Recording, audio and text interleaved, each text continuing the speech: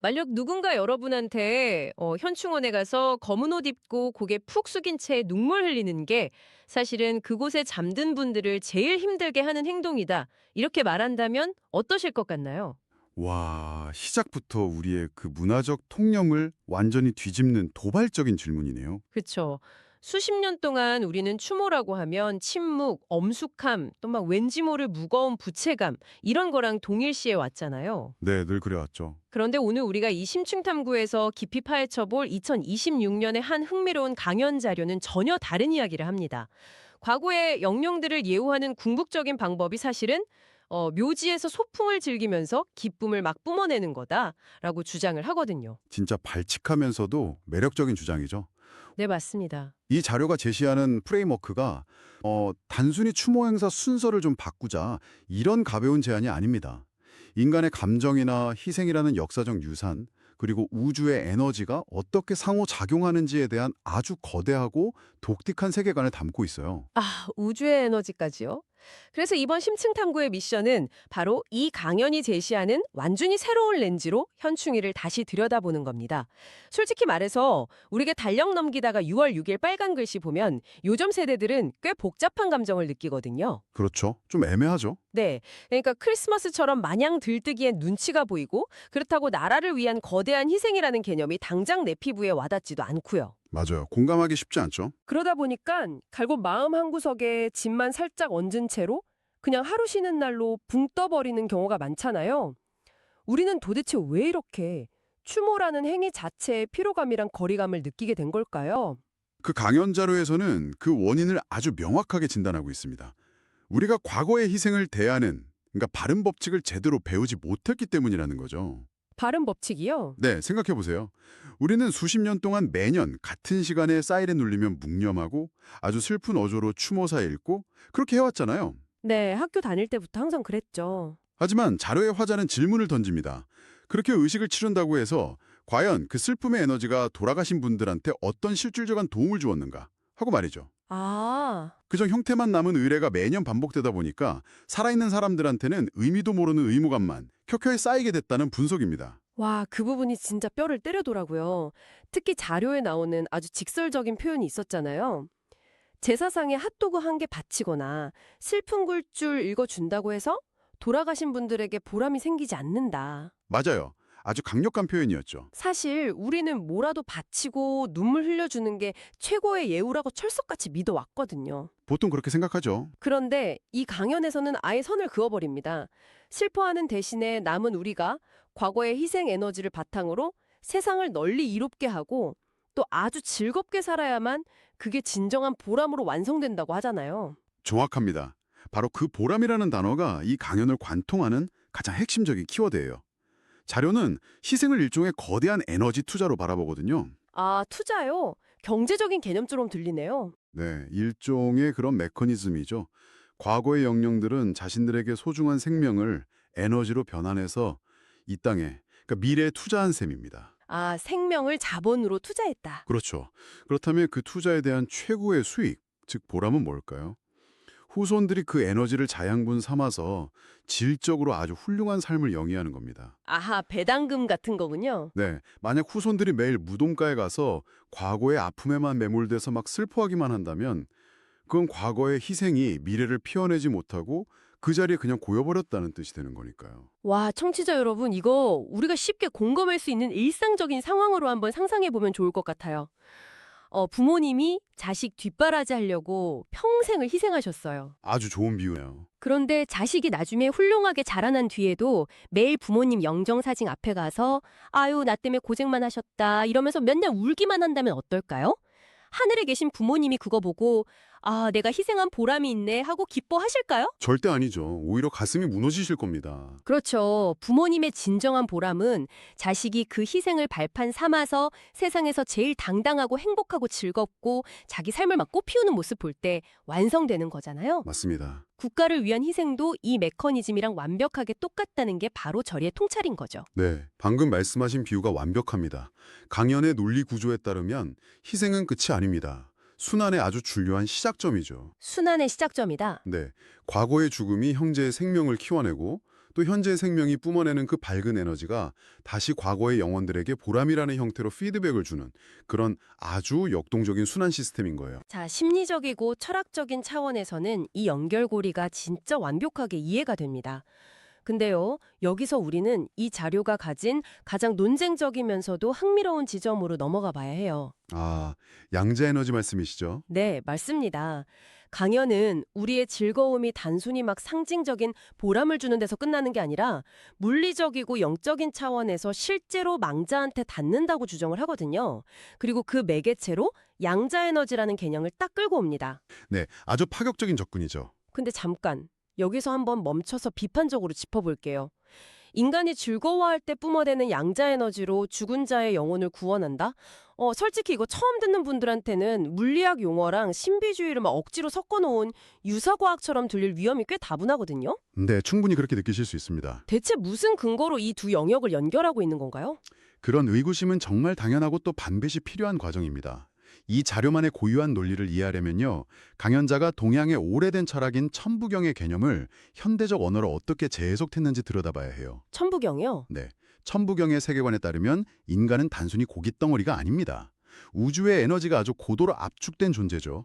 인간이 육신을 입고 물리적인 삶을 살아가는 이 과정을 강연에서는 육생이라고 부르거든요. 아, 육신으로 사는 삶이니까 육생이군요. 맞습니다.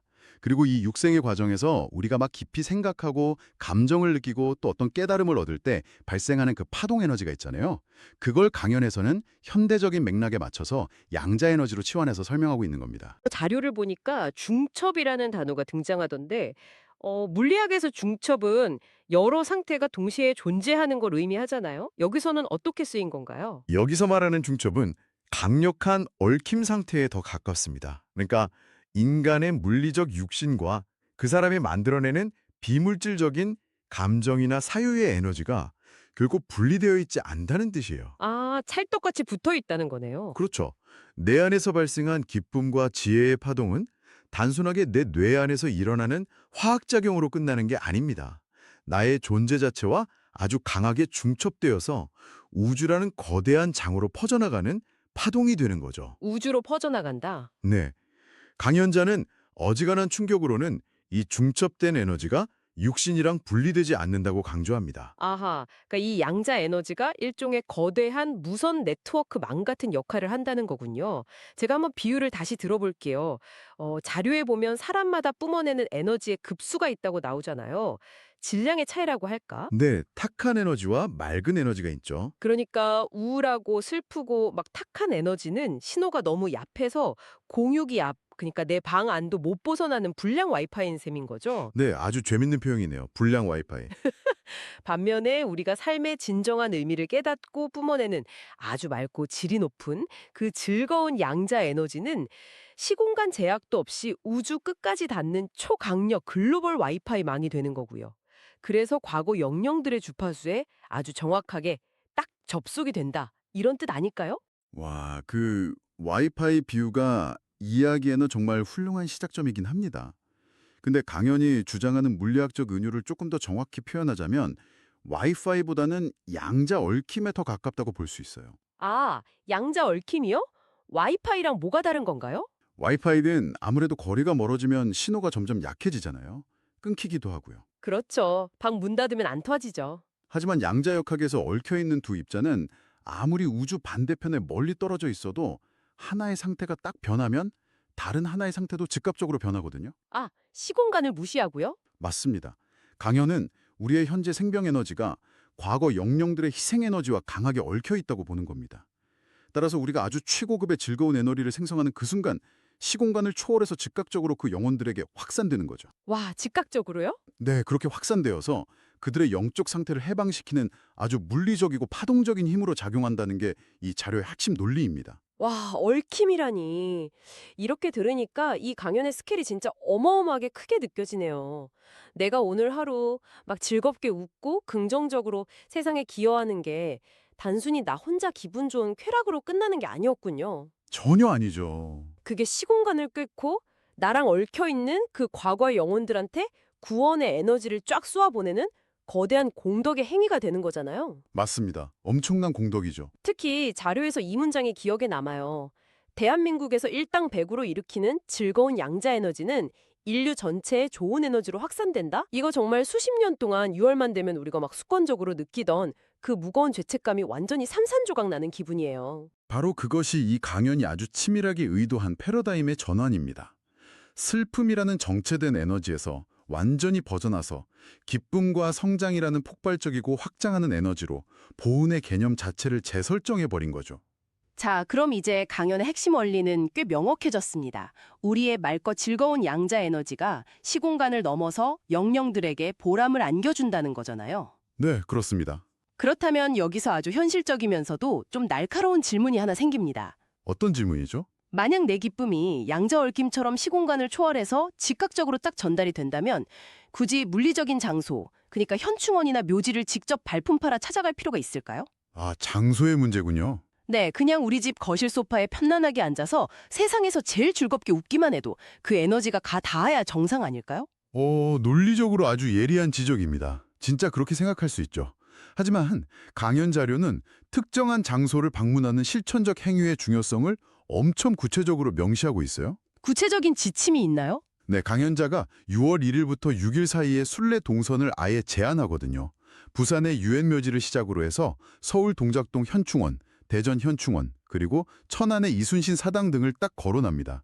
시공간 초월한다면서 왜 굳이 발품을 팔려고 하는 걸까요? 강연에 따르면요, 이 장소들이 단순히 유골이 묻힌 묘지가 아닙니다.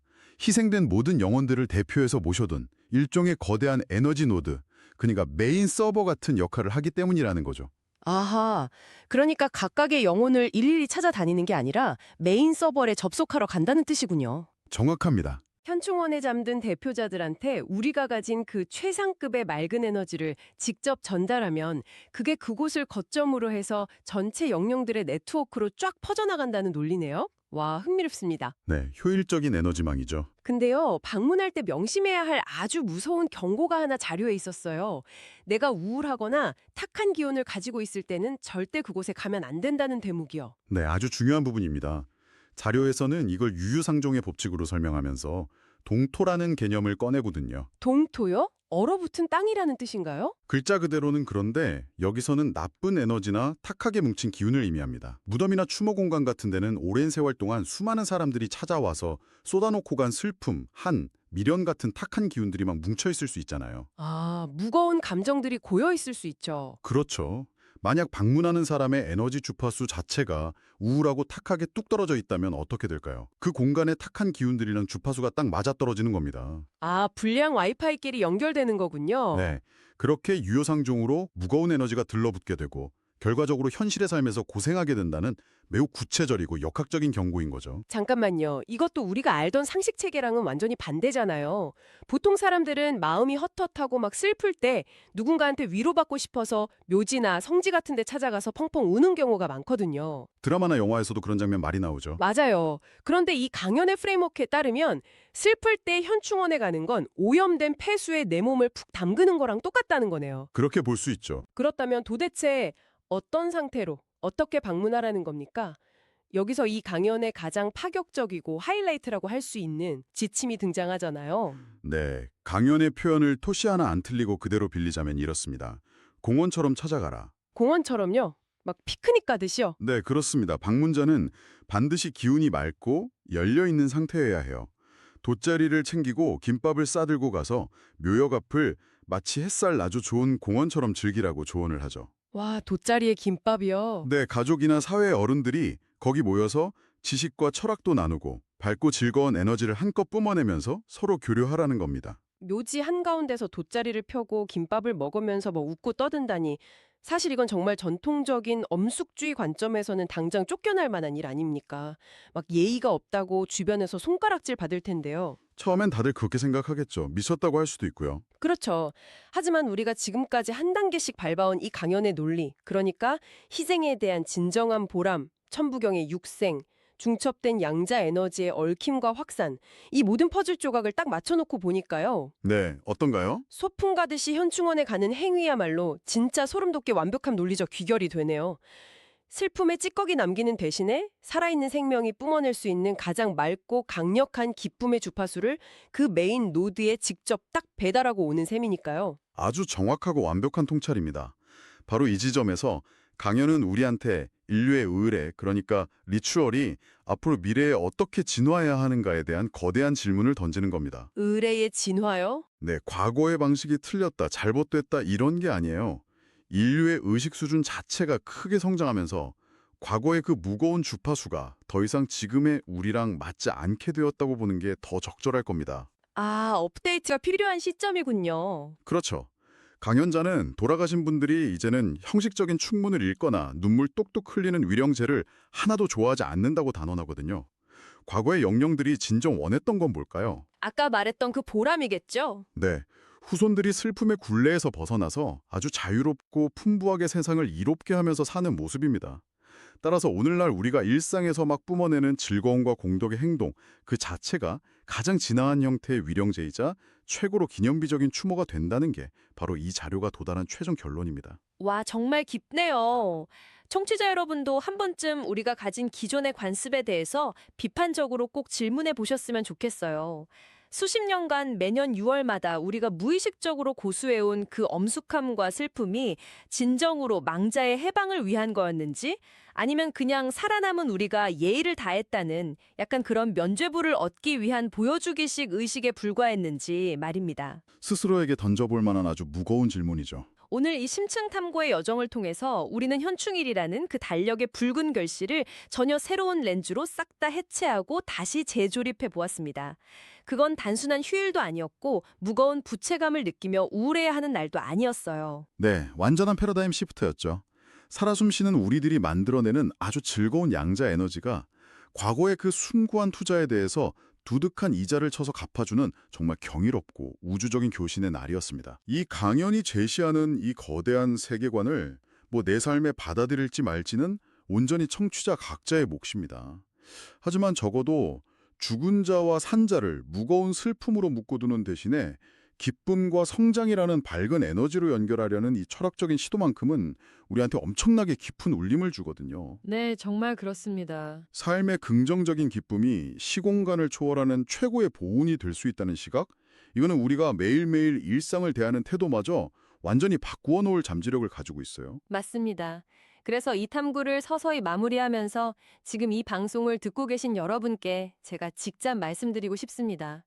다가오는 현충일, 혹은 달력에 붉게 칠해진 그 수많은 국경일과 추모의 날들을 마주하실 때요, 여러분은 더 이상 원인 모를 죄책감이나 엄숙주의의 그 무거운 압박에 짓눌리실 필요가 전혀 없습니다. 편안해 주셔도 됩니다. 이 강연의 프레임워크를 빌리자면 당신이 오늘 하루를 세상에 좀 보탬이 되게 지혜롭게 그리고 무엇보다 아주 즐겁게 살아내는 것. 그래서 당신 내면의 맑은 에너지를 우주 끝까지 쫙 쏘아 올리는 것. 그것이야말로 당신이 과거의 영령들을 위해 할 수 있는 가장 강력하고 가장 아름답고 어쩌면 가장 트렌디한 추모일 겁니다. 가장 트렌디한 추모라는 말이 참 좋네요. 자, 여기서 끝내기 전에 여러분의 일상에 작은 파장을 일으킬 도발적인 질문 하나를 딱 던지고 마치겠습니다. 오늘 저희가 다룬 핵심은 우리의 즐겁고 맑은 에너지가 시간의 축을 쫙 거슬러 올라가서 과거의 영혼들에게 다 보람을 준다는 거였죠. 네, 시간이 역주행이었죠. 깨닫고 엄청 즐겁게 웃으면서 뿜어내는 이 양자 에너지는요, 아직 태어나지도 않은 미래 세대들의 삶의 궤적과 이 우주를 지금 이 순간 어떻게 조용히 뒤흔들면서 형성하고 있을까요? 와, 소름 돋는 질문이네요. 미래를 향한 에너지라. 과거를 구원한 당신의 그 빛나는 기쁨이 어쩌면 미래의 아이들이 살아갈 세상을 창조하는 가장 강력한 씨앗이 되고 있는 건 아닐까요? 달력 속 빨간 날들이 이제 여러분한테 단순한 공휴일 그 이상의 아주 찬란한 에너지의 날로 다가오길 바랍니다. 오늘 저희가 준비한 심층 탐구는 여기까지입니다. 여러분 우주 끝까지 닿을 만큼 아주 즐겁고 맑은 하루 보내십시오.